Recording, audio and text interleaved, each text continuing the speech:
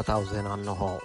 ምብጻሕ ሰብኣዊ ሓገዛት ኣብ ውሽጢ ትግራይ ካብ ዝሓለፈ ሰነድ ጀሚሩ ምምሕያሽ ከም ዘርአየ ካብ ትግራይን ናብ ትግራይን ዝግበሩ ምንቅስቓሳት ግን ሎሚ እውን ተዓጽዮም ከም ዘለዉ ወሃቢ ቃል ሕቡራት ሃገራት ፈርሃን ሃቅ ገሊጹ። እዚ ዝተጠቕሰ ጸገም ንተኽእሎ ሰራሕተኛታት ረድኤት ቀረባት ንምምላእ ሰራሕተኛታቶም ንምውዳብን ወፍሪ ረድኤት ቀጻላይ ንምግባርን ንዝግበር ጻዕርታት ኣተዓናቒፍዎ ኣሎ እውድ ይብል። ኣብ ውሽጢ ትግራይ ቅድሚ ሎሚ ፈጺሙ ዘይብጻሕ ዝነበረ ስፍራ ምብጻሕ ከም ዝተኻእለ ወሃቢ ቃል ሕቡራት ሃገራት ገሊጹ ኣሎ። ኣብ ግንቦት ካብ 5.2 ሚልዮን ህዝቢ ናብቶም 4 ሚልዮን እዚ ማለት 75 ሚእታዊ ህዝቢ ትግራይ ምብጻሕ ተኻኢሉ ኣሎ ይብል እቲ ዜና። እዚ ኣሃዝ እዚ ኣብ ግንቦት 30 ሚእታዊ ጥራሕ እዩ ነይሩ። እንተኾነ ብዓፋር ዝሓልፍ ጽርግያ ናብ ትግራይ ኣብ ትሕቲ ቁጽጽር ሓይልታት ክልልን ፌደራልን ስለ ዝርከብ ኣብ ውሽጢ ትግራይ ዘሎ ክዙን ረድኤት ይንኪ ኣሎ እውን ይብል። ድሕሪ መንግስቲ ኢትዮጵያ ምስ ስምምዑ ዕውት ፈተነ በረራ ንረድኤት ሕቡራት ሃገራት ዝሓለፈ ቀዳም ከም ዝተፈጸመ ዝዝከር እዩ። ስሩዕ በረራ ካብ ጽባሕ ረቡዕ ክቕጽል እዩ ይብል እቲ ዜና። መበል 1442 ዒድ አልአድሃ ኣብ ኢትዮጵያን ኤርትራን ኣብ ዝተፈላለዩ ከተማታትን ገጠራትን ብዝተፈላለየ ስነ ስርዓታት ተኸቢሩ ውዒሉ። ኣብቲ ኣብ ኣስመራ ኣብ ዓብዪ መስጊድን ካልኦት መሳጊድን ዝተኸብረ በዓል ሙፍቲ ኤርትራ ሼክ ሳሊም ኢብራሂም አልሙኽታር ናይ ባርኾት ቃል ዘስምዑ ኮን ከለዉ ብውስናት ተሳተፍትን ንመምርሕታት ኮቪድ-19 ዝተኸተለን እዩ ነይሩ። ከም ሓበሬታ ትዊተር ሚኒስትር ኤርትራ የማነ ገብረ መስቀል ኣብ ኣዲስ ኣበባ ድማ እቲ በዓል ኣብ ስቴድየም ዝተኻየደ ክኸውን ከሎ ብዙሓት መራሕቲ ሃይማኖትን ኣጋይሽን ዝተራኸቡሉን ብድሙቕ ኣገባብ ዝተኸብረን እዩ ነይሩ። ኣብ ጠቕላሊ ቤት ምኽሪ ጉባኤ እስልምና ኢትዮጵያ ፕረዚደንት ቀዳማይ ሙፍቲን ሓጂ ዑመር እድሪስ ኣብ ዘስምዑ ቃል ዓረፋ ናይ ቤተሰብ ሓድነትን ሓባራውነትን በዓል እዩ ከም ዝበሉ ወኪልና ፀሃይ ዳምጠው ዝለኣኸቶ ሪፖርት ገሊጹ ኣሎ። ድሕሪ ዜና ክንውስኸሉ ኢና። በዚ ተኣሳሰረ ዜና ኣብ ዙርያ ዓለም ተኸተልቲ እምነት ምስልምና ንዒድ አልአድሃ ጸንቢሎም ዒሎም ለበዳ ቫይረስ ኮሮና ምስ ምምጻእ ፈልቂ ቫይረስ ዴልታ ኣብ ዝተጋደደሉ እዋን ኣብ መላእ ዓለም ዝርከቡ ኣመንቲ እስልምና ንዒድ አልአድሃ ኣኽቢሮም ኣለዉ። ብመንገዲ መርበብ ሓበሬታ ብቋንቋ እንግሊዝ እትሕተም መጽሔት ኣዲስ ስታንዳርድ ኣብቲ ዝካየድ ዘሎ ኩናት ኢትዮጵያ ንሕወሓት ኣፍልጦ ዝህብ ስያሜ ብምጥቃማ ተባሂላ ምኽልካላ ኣብ ናይ ትማሊ ዜና ኣመልኪትና ነርና። ኣብቲ ብበዓል መዚ መራኸብታት ኢትዮጵያ ዝወፅ ሓድሽ ናይ ስያሜ መምርሒ ንኻልኦት ኣህጉራውያን መራኸብታት እውን ዘጠንቀቐ እዩ ነይሩ። እንተኾነ መጽሔት ኣዲስ ስታንዳርድ ካብ ረቡዕ ጀሚሩ ስራሓ ክትቅጽል ካብ መንግስቲ ኢትዮጵያ ፈቃድ ከም ዝተዋህባ ተገሊጹ ኣሎ። ነዚ ዝምልከት ተወሳኺ ጸብጻብ ኣሎ። ኣብርሃም ተስፋለሉ ተርጊምዎ ገብረ መድህን ከቕርቦ እዩ። ንኣጀንዳ ሕወሓት ክተሳስ ጸኒሓ ብዝብል ምስምስ ስራሓ ደው ክተብል መምርሒ ተዋሂብዋ ጸንሐት መርበብ ኣዲስ ስታንዳርድ ካብ ረቡዓት ሒዛ ክትቕጽል ከም ዝተፈቐዳ ኣፍሊጣ። እታ ብእንግሊዝኛ እትሕተም ወርሓዊት መጽሔት በዓል መዚ መራኸብታት ኢትዮጵያ ኣብ ምስራዝ ፍቓድ እታ መጽሔት ሕጋዊ ስሕተት ከም ዝነበሮ ድሕሪ ምእማን ስራሓ ክትቕጽል ፈቒዱ ኣሎ። እንተኾነ ኣብታ መርበብ ክተወግዶ ዘለዋ ስያመ ከም ዝተረዳድኡ ግን ኣመልኪታላ። እቲ በዓል ስልጣን ብወገኑ ትባል ሶኒ ምስ አዲስ ስታንዳርድ ድሕሪ ምዝታዩ ነቲ እገዳ ከም ዘልዓሎ ዋና ዳይሬክተር ናይቲ በዓል ስልጣን መሐመድ እድሪስ ንቪኦኤ ገሊጾም። ከዚህ በኋላ ፊድባክ የምንሰጣጠበት ሁኔታ በሌላ መልኩ ደግሞ በሀገሪቱ ሕግና ስርዓትን ታስከብረው እንደሚሰሩ ያም ያው የሚጠበቅብን ድሕሪ ሕዚ ርእይቶታት እንወሃሃበሉ ኩነታት ብኻል ወገን ድማ ሕግን ስርዓትን ነታ ሃገራት ኣኽቢሮም ክሰርሑ ንሕና እውን ካባና ትጽቢት ዝግበር ነቲ ሚድያ ምድጋፍ ስለ ዝኾነ ከምኡ ክንገብር ከም ዘለና ተኣማሚና ንሳቶም ናብ ስርሖም ክምለሱ ከም ዝኽእሉን ጽባሕ ንክቕጽሉን ነቲ እገዳ ከም ምነልዕሎ ብጽቡቕ ናይ ምርዳእ መንፈሲና ተዘራሪብና እዮም ኢሎም። ብዛዕባ እዚ ካብ ኣዲስ ስታንዳርድ ርእይቶ ንምርካብ ዝተገብረ ጻዕሪ ኣይሰለጠን። በዓል መዚ መራኸብታት ኢትዮጵያ ኣብቲ እንኮላይ ንራድዮ ድምፂ ኣሜሪካ ዝሰደዶ መጠንቀቕታ ሓይልታት ምክልኻል ትግራይ ዝብል ስያመ ዝጥቀም ማእኸል መራኸብታት ፍቓዱ ክኽልከል ምዃኑ ኣመልኪቱ። ካብ ሕዳር ናይ ዝሓለፈ ዓመት ኣትሒዙ ፌደራል መንግስቲ ኢትዮጵያ ምስ ሕወሓት ኣብ ኩናት እዩ ጸኒሑ። ኣብ ዝሓለፈ ወርሒ ግንቦት ድማ ቤት ምኽሪ ኢትዮጵያ ነቲ ውድብ ኣሸባሪ ክብል መዲብዎ። ኣዲስ ስታንዳርድ ኣብ መርበብ ሓበሬታ ከም ዘርግሐቶ ክልተ ላዕለዎት እታ ኣሓታሚት ብሶኒ ምስ ሰበ ስልጣን በዓል መዚ መራኸብታት ኢትዮጵያ ድሕሪ ምርኻቦም ካብ ረቡዓት ሒዞም ክቕጽሉ ከም ዝተፈቐዶም ኣመልኪታላ። ኣብቲ ብምኽትል ሓላፍቲ በዓል መዚ ዮናታን ተስፋይ ረጋሳ ተፈሪሙ ናብ ድምፂ ኣሜሪካ ዝተለኣኸ መጠንቀቕታ ትግራይ ሓንቲ ካብ ክልላት ኢትዮጵያ ብምዃና ናይ ገዛእ ርእሳ ናይ ምክልኻል ሓይሊ ሰራዊት ክህልዋ ኣይኽእልን እዩ ስለዚ ድማ ሓይልታት ትግራይ ዝብል ስያመ ምጥቃም ነቲ ባይቶ ኢትዮጵያ ግብረ ሽበራዊ ኢሉ ዝገለጾ ሕወሓት ኣፍልጦ ምሃብ ስለ ዝኾነ ክብርን ልኡላውነትን ኢትዮጵያ ዝግህስ እዩ ዝብል ይርከቦ ቀፂሉ ድማ ንኹላተን ኣብ ኢትዮጵያ ክሰርሓ ፍቓድ ዝተውሃበን መራኸብታት ብዙሃን ተመሳሳሊ ስያመ ምስ ዝጥቀማ ፍቓድ ክኽልከላ ምዃነን የመልክት ዳይሬክተር ጀነራል በዓል መዚ መራኸብታት ኢትዮጵያ አቶ መሐመድ ኢድሪስ ምስ ወኪል ድምፂ ኣሜሪካ ኣብ ዝገበሮ ቃለ ምልልስ እውን ነቲ መምርሒ ዝጥሕስ ማዕኸን ዜና ፍቓዱ ክስሕብ ምዃኑ ኣመልኪቱ ነይሩ እቲ በዓል መዚ ገለ ኣህጉራውያን መራኸቢ ብዙሃን ምስቶም ኣብ ውሽጢ ዓዲ ዝነጥፉ ክትነጻጽሮ ከለኻ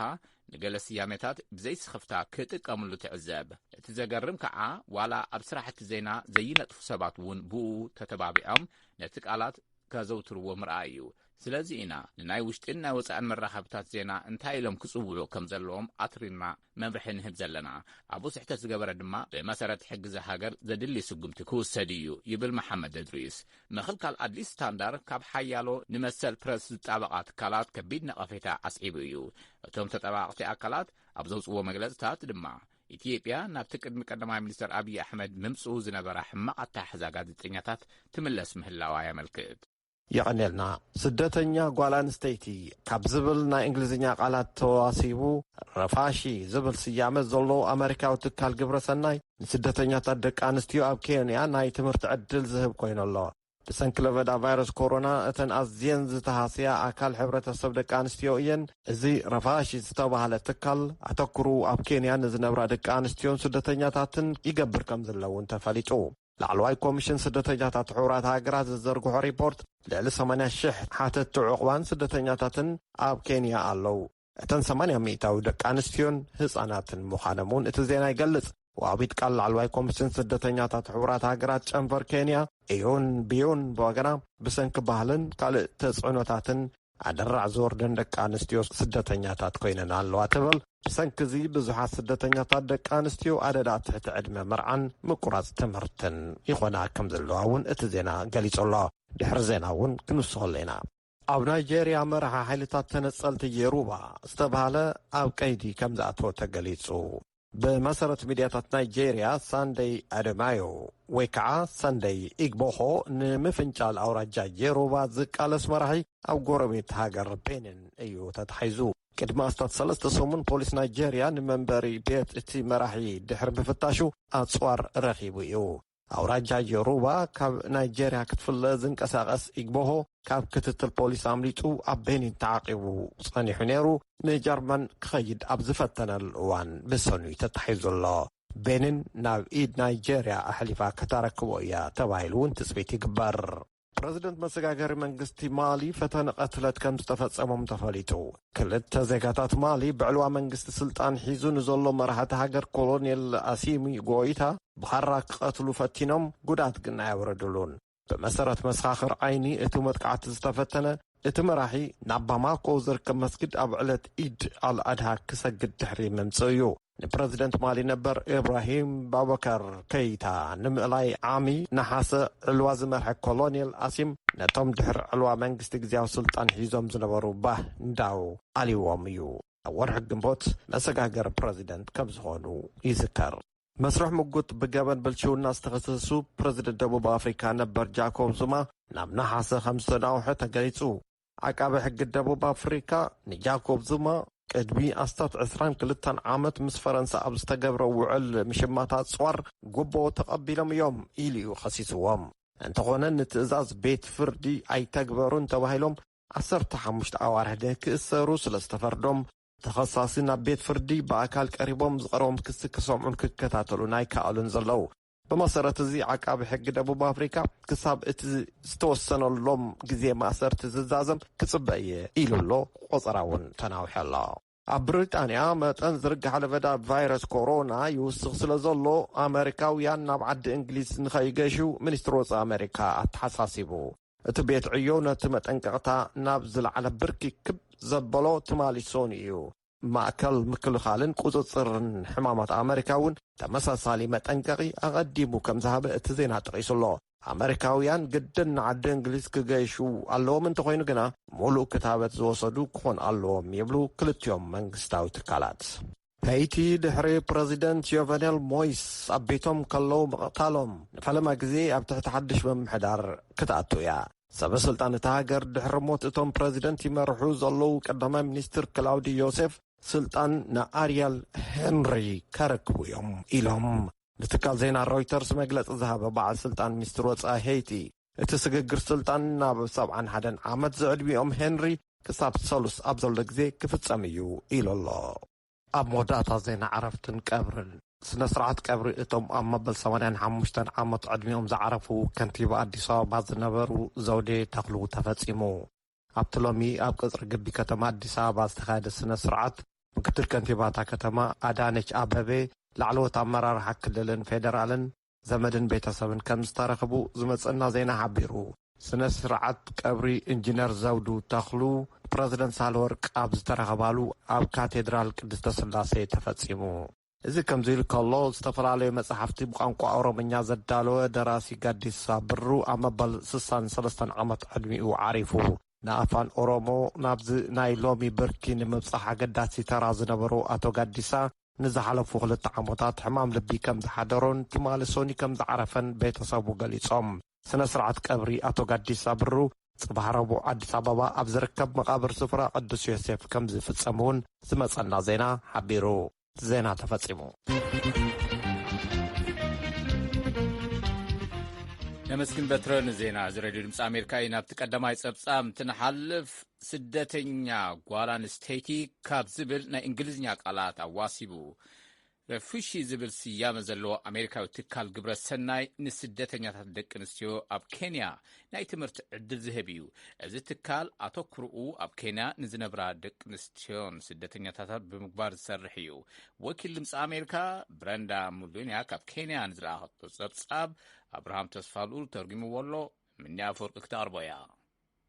ካብ ናይሮቢ ውፅእ ኢሉ ኣብ ዝርከብ ስፍራ ኣስታት 20 ዝኾና ደቂ ኣንስትዮ ንትምህርቲ ኮምፒተር ክከታተላ ይረኣያ ካብ ሞንጎአን ካብ ሶማሊ ዝተሰደደት ጓል 20 ዓመት ፋርቱማ ጋርድ ትርከበን ፋርቱማ ቅድሚ 4 ዓመታት እያ ኣብ ሃገራ ድሕሪ ዝወረደ ወተሃደራዊ መጥቃዕቲ ሃዲማ ናብ ኬንያ ዝመፀት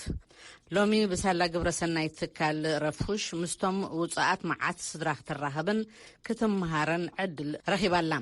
ፋርቱማ በቃላታ ከም ዝትብል During the pandemic, we are given phones that we are learning at home. Yeah, it was a little bit challenging. ኣብ እዋኑ ሸባ ቴሌፎን ተዋሂቡና ካብ ገዛና ንምሃር ነርና ምስ ረባሽ ድምፂ ጎረባብትን ተደጋጋሚ ምቁራጽ መስመር ቴሌፎንን እቲ ትምህርቲ ምክትታል ምቹ ኣይነበረን ሙሉ ኣትኩሮ ምግባር ኣጸጋሚ ነይሩ እቲ መምህር እንታይ ይብል ምንባሮ ንምስዓብውን ብቴሌፎን ቀሊል ኣይኮነን ትብል ብሰንኪ ዝህልወን ተጽዕኖ ካብ ትምህርቲ ዝያዳ ዝበኮራ ደቂ ኣንስትዮ ብምዃነን ነዚ ሃጓፍ እዚ ንምምላእ ትካል ገባር ሰናይ ረፋሽ ንደቂ ኣንስትዮ ኣብ ትምህርቲ ዝሕግዝ እዩ ክወርደን ዝኽእል ኣካላውን ጾታውን ዓመጻት ብዝምልከት ድጋፍ ንምሃብ እቲ ትካል እውን ይሰርሕ እዩ ሓላፊ ትካል ረፉሽ ኣብ ኬንያ ዝኾነ ጀፍሪ ቲግ ብሰንኪ ለበዳ ቫይረስ ኮሮና ንደቂ ኣንስትዮ ዝወርደን ዝነበረ በደላት ከም ዝበኣሰ ይገልጽ እቲ ሽግር ኣብ ልዕሊ ስደተኛታት ደቂ ኣንስትዮ ዕፅፊ ምዃኑ ድማ ይውስኽ ድኽነት ብዘስዓቦ ድፍኢት ናብ ምንዝርና ክኸዳ ዓብዪ ተኽእሎ ከም ዘሎ እዩ ብኣገላልጻ ቲግ ትካል ረፉሽ እምበኣር ኣብ ርእሲ እቲ ናይ ትምህርቲ መደባቱ ነዴታት ምስ ደቀን ውሕስነት ኣብ ምሃብን መዕቆቢ ኣብ ምቕራብን ይነጥፍ እዩ ኢትዮጵያዊት ደራ ኣንያኛ ካብ ጓል 2 ዓመታት ሒዛ እያ ምስ ስድራ ቤታ ኣብ ኬንያ ተቐመጥ ዘላ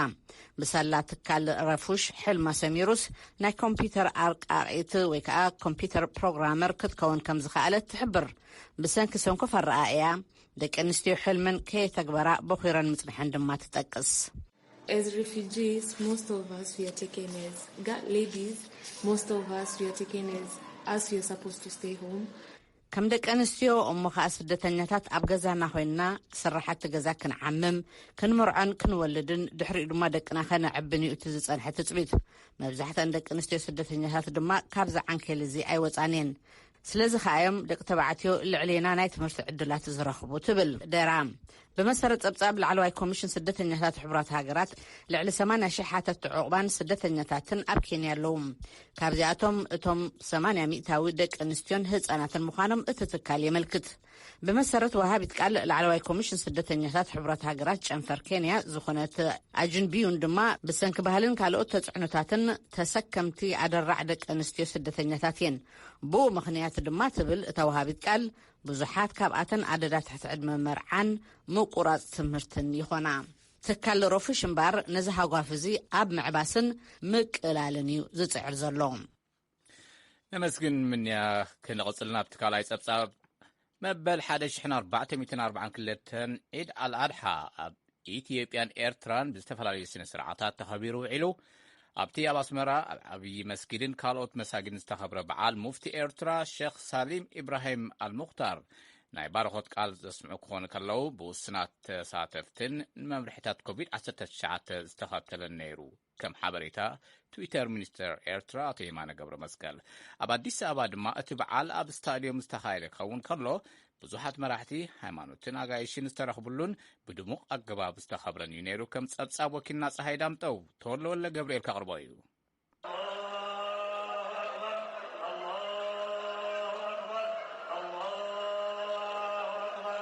عيد الأضحى وي عرفات بايلو يفلت نمبل شحنا 442 جزء زخبر زلو عيديوم بإثيوبيا خنجمر انتغينا لومون أب ستاديوم أديس أبابا بخبز بلا دمكاتيو تخبيرو بأشحاز قصرو آمنتي أم ترخيبو ميروم أبتينا أديس أبابا كبابرا عيد بمغنيات لبدا كورونا نايد باباي بحالات حاسر وازس أنحات إثيوبيا نايلوم عيد جن بفلين بدموقنا قبابيو تخبيرو بسم الله الرحمن الرحيم الحمد لله رب العالمين أب تقلالي بيت مخري قباء إسلامنا إثيوبيا بريزيدنت قدامي مفتن حج عمر إدريس عبز اسمعوا وقال بزعبا ترقم عيد الأضحى كم زقبلو تزاريبهم عيد الفطرنا عيد الأضحى ببزونا قروش جنان يالو بصلاة بتكبيرا ودي صلاة وطاب مهيد بمملس بمانيهم نجر يمساسلالو عيد الأضحى جين كذا يميلجبت الله عيد الفطر عيد الأضحى ببزح نجرات الراقب يوم بصلاة بتخليلا ناب بوتا صلاة بمخاد يمساسل يوم عيد الأضحى زفل يوجن نجوه قدمي صلاة مبلع زي فكر مقاني وزبلو حج عمر عرفة نايبيتسب حدنتن حبراونتن بعال مخانونا الزخاخيرهم أبتبعال ناي كبر قاشا قوينو استرخبه أب من محدار عديس أبابا بمعارض مختل كنتبا أكايد سرح من محدار زغنة آتو تراتو بيينه بعال عيد الأضحى عرفة ناي متحد الله يمدق قافن بعالي ودحر مبال مسلم حبرة السب نهنسة حاسب حداسة نزبر كوتو استواسو مسقانا غريبو بزاري ولت ይህንን በዓል በደመቀ ሁኔታ እንደዚህ ተሰባስባችሁ ስታከብሩ በዓሉ የፍቅር የአብሮነት እንደዚሁም ኢትዮጵያ ሀገራችን የህዳሴ ግድቡን ሁለተኛ ዙር ውሃ ሙሌት አጠናቃ ሎሚ መዓልቲ ነዚ ክቡር በዓል ብከምዚ ኣገባብ ተኣኪብኩም ክትኽብርዎ ከለኹም እቲ በዓል ናይ ፍቕሪ ናይ ሓቢርካ ምንባር ከምኡውን ሃገርና ኢትዮጵያ ካልኣይ ዙር ምምላእ ሓፅቢ ሕዳሴ ዛዚማ ፍላይ ድማ ንስኻትኩም ሙስሊም ሓፅቢ ሕዳሴ ናተዩ ብዝብል መንፈስ ንኢትዮጵያ ዘለኩም ሓልዮትን ቁራጽነትን ዘርአኹምሉ ብምዃኑ ኣብ ኩሉ ዓለማዊ መድረኽ ንዘርአኹሞ ኣበርክቶ ነመስግን ኢሉ እቲ ምክትል ከንቲባ ኮሚሽን ፖሊስ ኣዲስ ኣበባ ኣብ መርበብ ሓበሬቱ ከም ዝሓበሮ እቲ በዓል ብዘይ ዝኾነ ናይ ጸጥታ ሽግር ተፈጺሙሎም ከም ጸብጻብ ፀሓይ ዳምጠው ኣብ ኣምቦን ካልኦት ከባብታት ኢትዮጵያን እውን ዓረፋ ብዝግባእ ምኽባሩ ወኪላትና ሓቢሮምና ኣሎም ብኻል ወገን ካብ ናይ ኣስመራ ወኪልና ክንሰምዕ እንተዘይከኣልና እኳ ኣብ ኤርትራ ብፍላይ ድማ ኣብቲ ዓብዪ መስጊድ ኣስመራ ንመምርሒታት ምክልኻል ኮቪድ ብዝተኸተለ ኣገባብ ምኽባሩ ካብ ትዊተር ሚኒስትሪ ዜና ክንፈልጥ ክኢልና ኣለና ነቲ ናይ ሶላት ስነ ስርዓት ዝመርሑ ሙፍቲ ኤርትራ ሼክ ሳሊም ኢብራሂም አልሙኽታር ምዃኖም እውን ሓበሬታ ሚኒስትር ኤርትራ የማነ ገብረ መስቀል ኣመልኪቱሎ ርሑስ ዒድ ዓራፋ ነመስግን ተወለ እዚ ካብዚ ካብ ዋሽንግተን ዲሲ ዝመሓላለፍ ዘሎ ሬድዮ ድምፂ ኣሜሪካ እዩ ናብ መደብ ኣሜሪካና ክንሓልፍ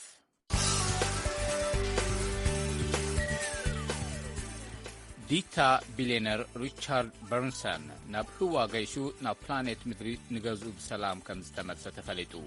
ንኣጋይሽ ኣሳፊራ ናብ ህዋ ዝተሓንበበት ሮኬት ቪኤስኤስ ዩኒቲ ትበሃል ሙሉእ ሰራሕተኛታትን በረራን ኣጋይሽን ሒዛ እያ ተጓዒዛ ሱዘን ሞንታኒዮ ብራነን ማርያን ዳንን ዘዳለዎ ሪፖርት በትረስልጣን ንመደብ ኣሜሪካ ብኸምዚ ዳልይዎ ኣሎ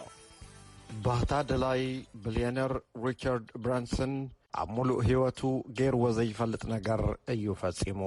ናይ ገዛእ ባዕሉ መንኰርኩር ተጠቒሙ ኣብ ህዋ በጺሑ ተመሊሱሎ እዚ ፍጻመ እዚ ድማ ንመወዳድርቱን ብናይ ባዕሉ መንኰርኩር ክውንጨፍ ይቀራርብ ንዘሎን ዲታ ጀፍ ቢዞ ንክበልጾ ኣኽኢልዎ ኣሎ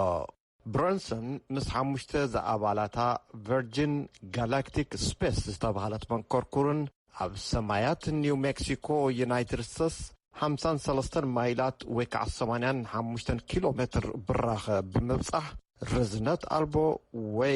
ዌይት ለስነስ ይብልዎ ብእንግሊዝኛ እንታይ ማለት ምዃኑ ተመኪሩ ከምኡውን ንናይ ምድሪ ኣደናቂ ቅርፂ ንምዕዛብ ክኢሉ ካብኡ ብሰላም ኣብ መሐንበቢ እታ መንኰርኩር በጺሑሎ 71 ዓመት ዝዕድሚኡ ብራንሰን ነቲ ክስተት ኩሉ ነገር ብሓንቲ ቃል ንምግላጽ ዘድንቕ ክብል ገለጾ በታ መንኰርኩር ዝተገብረ መገሻን ምምላስን ኣዝዩ ሓጺር እዩ ነይሩ ግን ታሪኻዊ 15 ደቃይቕ ዝወሰደ በረራ ንዓመታ ካልኦት ኣጋይሽ ወይ ቱሪስታት ናይ መመላስ ስራሕ ክትጅምር እያ ኩባንያ ብራንሰን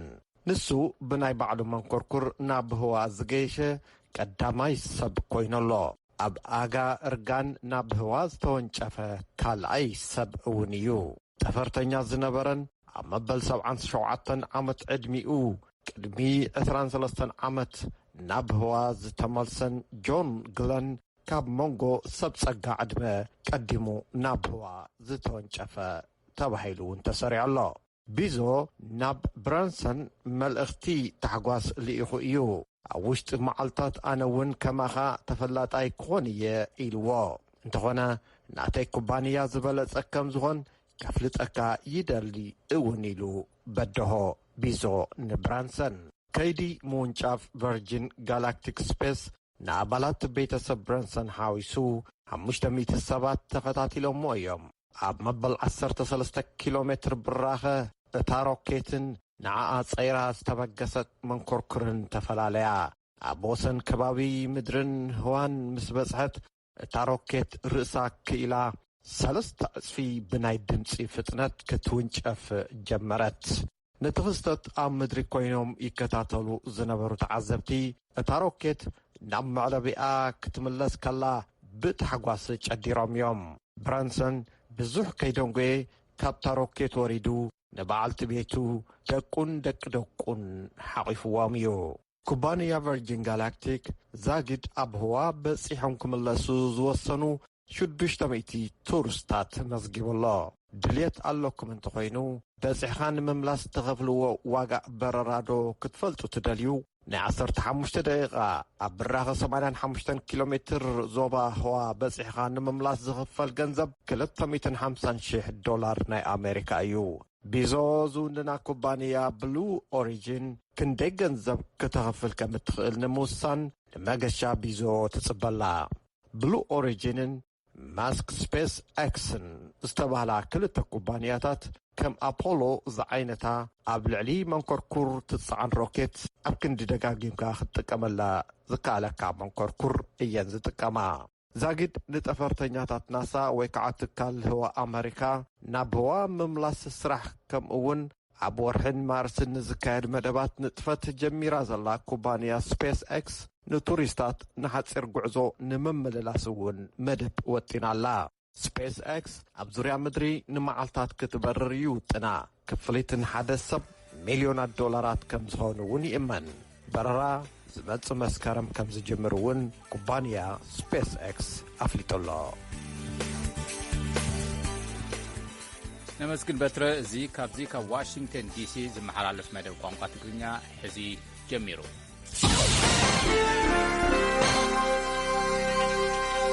ሰማዕትና ቀጺሉ መርገጽ መንግስቲ ዩናይትድ ስቴትስ ዘንጸባርቕ ርእሲ አንቀጽ ክንበብ እዩ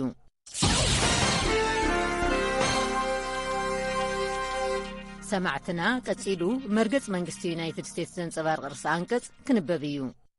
ፕሬዚዳንት ጆ ባይደን ምስ ፕሬዚዳንት ሩስያ ቭላድሚር ፑቲን ኣብ ዝተራኽብሉ እዋን ከም ዝበልዎ ዝተረጋግአን ክእመት ዝኽእልን ሸቶታት ርክባት ሩስያን ዩናይትድ ስቴትስን ከማዕብሉ ኣብ ዝኽእሉ ዝተፈላለዩ ርእሰ ጉዳያት መዘረራቦም ሓቢሮም። ካብቶም ዘተታት ሓደ ስልታዊ ህድኣትን መቆጻጻር ኣጽዋርን ዝሓወሰ ነይሩ። ኣብቲ ጋዜጣዊ መግለጺ ፕሬዚዳንት ባይደን ሩስያ ምስ ዩናይትድ ስቴትስ ስልታዊ ህድኣት ዘጠመተ ዘተ ንምጅማር ምውሳና ከም ዘሐጐሶም ገሊጾም። እቲ ዘተ ዩናይትድ ስቴትስን ሩስያን ንመጻኢ ኣብ መቆጻጻር ኣጽዋርን ምንካይ ሓደጋን ዝሕግዙ መዐቀንታት ንምድላው ባይታ ዘንጸፈ እዩ። ካልእ ብስፍሓት ዝተዘራረብሉ ርእሰ ጉዳይ ብዛዕባ ድሕንነት ሳይበር እዩ። ኣብ መርበባት ሓበሬታ ሶላር ዊንድስ ብኣገልግሎት ድሕንነት ደገ ሩስያ ብዝበጽሖ ሓደጋ ኣብ መላእ ዓለም ብኣማይ ዝቝጸራ ኮምፒዩተራትን ከምኡውን ሚስጥራት ውልቀ ሰባትን ትካላትን ብምዕጻው ልዑል ገንዘብ ክኸፍሉ ዘገድድ ብኣማይ ዝቝጸሩ ኮምፒዩተራትን ከምኡውን ሚስጥራት ውልቀ ሰባትን ትካላትን ብምዕጻው ልዑል ገንዘብ ክኸፍሉ ዘገድድ ሩስያ ዘመሰረቱ ጥቕዓት ዝጠመተ ነይሩ። ፕሬዚዳንት ባይደን ከምኡውን ሰሞያ ክልቲኦም ሃገራት ኣብ ሓበራዊ ንጹር ምስምማዓት ብምብጻሕ ክሕለፉ ዘይግብኦም ገደባት ማለት ንሳይበራዊ ጥቕዓት ዝምልከትን ካብ ክልቲአን ሃገራት ንዝብገስ ንጹር ምኽንያት ዝከታተልን ብሓባር ንምስራሕ ተሰማሚዕና ኣለና ኢሎም። ካልእ ኣድላይነት ሰብኣዊ ሓገዝ ነቶም ብሚልዮናት ዝቝጸሩ ዝሳቐዩ ዘለዉ ሲርያውያን ምብጽሑ ክቕጽል ዩናይትድ ስቴትስን ሩስያን ርግጸኛታት ክኾናሉ ኣብ ዝግባእ ኩነታት እውን ዘትየን እየን። ከምኡውን ክልቲአን ሃገራት ሩስያን ዩናይትድ ስቴትስን ኣሸበርቲ ኣብ ኣፍጋኒስታን ከም ብሓድሽ ንኸየንሳዕርሩ ዘኽእል ዝገብርኦ ዘለዋ ኣስተዋጽኦ መብርህ ዝተዋህበሉ ካልእ ዛዕባ ነይሩ። ካልእ ጠመተ ዝተገብረሉ ዛዕባ ምምሕዳር ኢራን ኒውክሌራዊ ኣጽዋራት ክዕድግሉ ዘኽእል ኩነታት ክረኽቡ ከም ዘይብሎም ዘረጋግጺ ነይሩ። ፕሬዚዳንት ባይደን ንፕሬዚዳንት ፑቲን ፈተንቲ ርእሰ ጉዳያት ኣልዒሎምሎም እዮም። ንጉዳይ ዩክሬን ኣመልኪቶም ዩናይትድ ስቴትስ ኣብ ሉዓላውነት ዩክሬንን ሓድነታዊ ምሕደራን ኣመልኪታ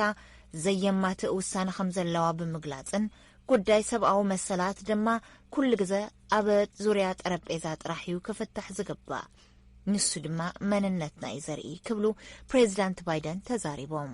ፕሬዚዳንት ባይደን ወሲኾም ብዛዕባ ኣብ ቤት ማእሰርቲ ዝርከብ ጉዳይ መራሒ ተቃዋሚ ፓርቲ ኣሌክስ ናቫሊን ኣልዒሎም ተዘራሪቦም። ፕሬዚዳንት ባይደን ንጋዜጠኛታት ከም ዝበልዎ ናቫሊኒ ኣብ ቤት ማእሰርቲ እንተሞይቱ ሳዕቤኑ ኣብ ሩስያ ከቢድ እዩ ክኸውን ክብሉ ንፑቲን ብግልፂ ከም ዘተሓሳሰብዎም ተዛሪቦም። ከምኡውን ኣብ ልዕሊ ፈነወ ሬድዮ ኔትወርክ ኣሜሪካ ነጻ ኣውሮፓ ወይ ድማ ራድዮ ናጽነት ብክረምልን ዝበጽሖ ዘሎ ፈተነታት ምትዕንቓፍ ኣልዒሎም ሓሳባት ብነጻነት ናይ ምግላጽን ናጽነት ፕረስን ጸቕጢ ገይሮም ንፕሬዚዳንት ፑቲን ከም ዘብርህሎም ሓቢሮም።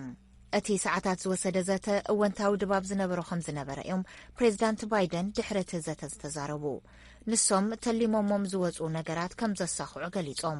ርክብ ክልቲአን ሃገራት ኣዕብየን ዓለማት ክረብሓሉ ዝኽእላሉ ባይታ ነጺርና ወሳናይ ዝኾኑ ጥቕምና ወይ ድማ ድሌታትና ናብ ሓደጋ ዘሳጥሑ ኩነታት ከጋጥሙና ከለው ዩናይትድ ስቴትስ ቀጥታዊ ምላሽ ከም እትወስድን ንሎሚ ግን ምስ ሩስያ ከመይ ክንሰርሕ ከም ዘለናን ርክባት ዩናይትድ ስቴትስን ሩስያን ከመይ ክኸውን ከም ዝግብኦ ግልጽ ዝኾነ መሰረት ኣንጺፍና ኢና ኢሎም።